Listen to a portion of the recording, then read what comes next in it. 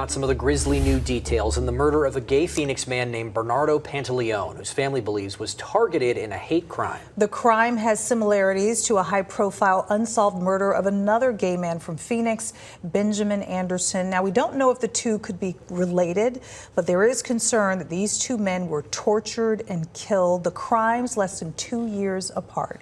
True crime correspondent Brianna Whitney here now, and you've been looking into the similarities of both of these cases. Yeah, that's right. There are some important factors to look at in both cases here. Whether or not they are proven to be hate crimes could absolutely influence how long the killer or killers could be in prison or face the death penalty from a legal perspective. As from an investigative perspective, detectives will need to determine if there are any ties between these two murders, as there are some similarities with both location and execution that have some feeling unsettled.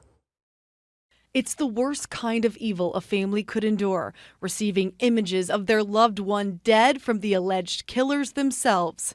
According to court documents, that's what Bernardo Pantaleone's family had to go through late last month after Bernardo, an openly gay man, was reportedly tortured, then murdered. To get that news, I understand. I get it.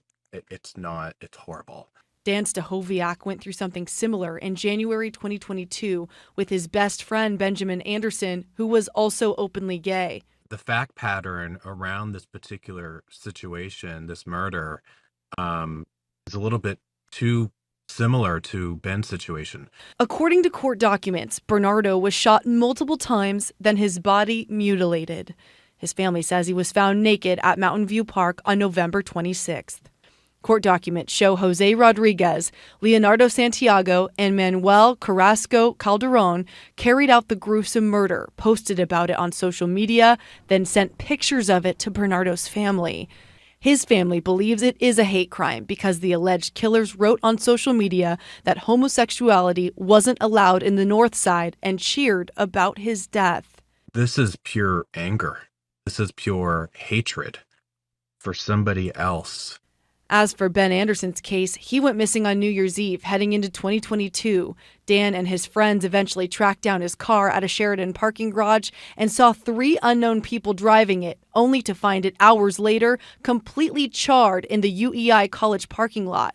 Ben Anderson's body was found burning hours later in the desert area off the I-17 and Table Mesa Road. Looking at the death of these two men, the location and circumstances are eerie. Bernardo's body found here at the park, which is just about 2.5 miles away from where Benjamin Anderson's car was seen driven by 3 people at the Sheraton and abandoned burned at the school parking lot. Criminal defense attorney Russ Richelsoff says investigators should be asking these 3 men in custody questions. Where were these individuals at the time of that first crime? Do they have an alibi? Can we rule them out as suspects? While detectives in both cases have not come out and confirmed either one as a hate crime, Richelsoff says if prosecutors can prove that, it could change the trajectory of either case. If the prosecutor proves it, it gives the judge, the ability to grant a higher sentence in the case. As both investigations continue, Dan Stachowiak says fear for the LGBTQ community is palpable. With so much going on in the world, it's the last thing we need to be worrying about is being out and having to live in fear that somebody is angry at us for who we are.